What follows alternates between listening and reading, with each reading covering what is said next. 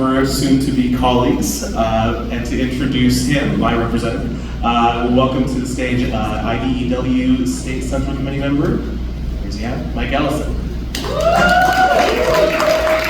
Everybody. Thanks everybody for being here. Thank you, Oregon Working Families Party, for allowing me to serve as your secretary on the executive board under the tremendous leadership of some amazing and inspiring people. I get to give away an award.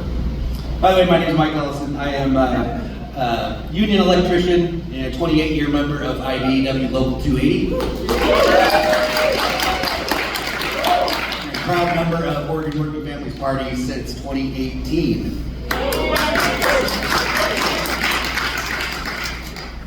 I get to give away an award to someone I met in 2016. We were both coming from the labor movement into the mayhem that is state and national politics. And even though we were on other sides of that 2016 primary, we connected almost immediately. I've admired him ever since, been inspired by the things that he's done, the accomplishments I've watched him achieve. So it is a tremendous honor for me to be able to present this award to a dear, dear friend. Representative Travis Nelson.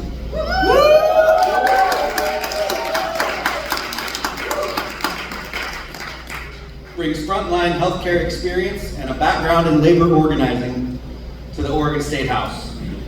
Coming from Louisiana sharecropper roots, Travis worked multiple jobs to fund his nursing education and became the first person of color to lead his nursing unit.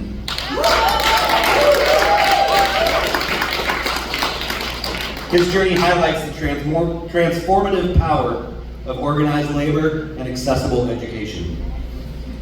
As a labor representative for the Washington State Nurses Association, vice president of the Oregon Nurses Association, and a founding member of the Alliance of Black Nurses of Oregon, Representative Nelson is a strong advocate for unions, single-payer healthcare, and climate justice. Making history as Oregon's first openly LGBTQ+ Black lawmaker.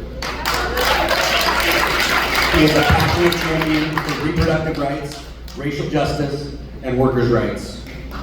For these reasons and many others, I am incredibly proud to present Oregon Working Family Party's Legislative Champion Award to my dear friend, Representative Travis Nelson.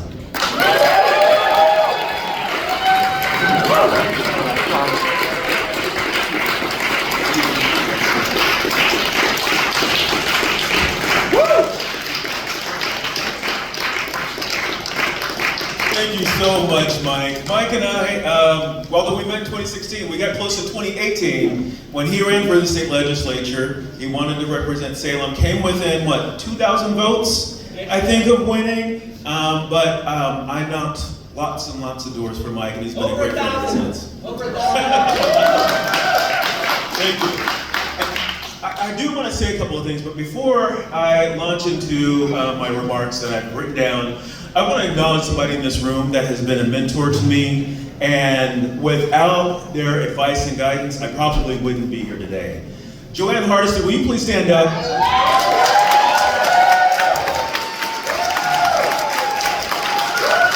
Let's give Joanne some flowers, everybody.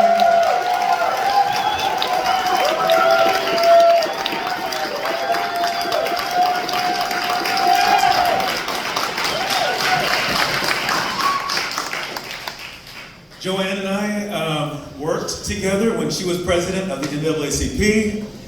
We worked together on the police accountability ballot measure, and she is somebody who I've called many times over the years seeking advice, and she's always been frank with me, and you would expect nothing less if you know Joanne.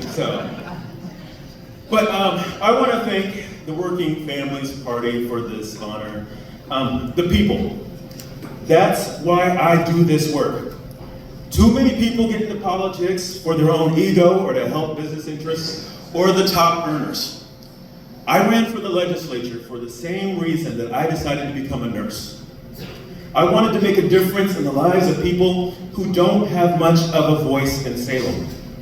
The poor, Black, Indigenous, people of color, the disabled, LGBTQ+ folks, working class people, and children. We've done some great things in the 3 years since I've joined the legislature. We passed House Bill 2002 that led to a Republican walkout. That protected abortion and made our state the best state in the country on gender-affirming care. We passed House Bill 2697, in which I was a chief sponsor. It made Oregon the second state in the country to provide safe patient ratios for hospital healthcare workers. House Bill 2925 funded the work of creating policy proposals that address racism as a public health crisis. We're doing more in this coming session on that, y'all. Senate Bill 907 protects employees from retaliation if they refuse to work under dangerous conditions. Proud to be sponsored that bill. And Senator James Manning and I sponsored Senate Bill 1089, which established the Oregon Universal Healthcare Governance Board. That board is charged with creating a plan for universal health care here in our state. And I'm proud to say that work is happening now. We live in a country, y'all, where the rich are getting richer and the poor and middle class are getting poorer. That is no accident. The uber wealthy spend millions of dollars to convince the working class that poor, immigrants, and BIPOC people are the reason that they are struggling. Meanwhile, they continue to pick all of our pockets when they don't pay their fair share. Well, please know that I'm doing all that I can to help level the playing field. I'm focused on making government responsive to the people and on making Oregon a place where poor and working class people can thrive. And I look forward to working with all of you in this room to achieve that goal. I want to thank my sister, who's sitting up front, Denise. She and I are 3 years apart. We've gone through a lot of good times and a lot of bad times together, and she has always been my sounding board. I want to thank my parents, who are not here with us tonight. My dad had passed a couple years ago. They both overcame severe poverty and Jim Crow to achieve a middle-class life, and without them, I would not be doing the work that I'm able to do today.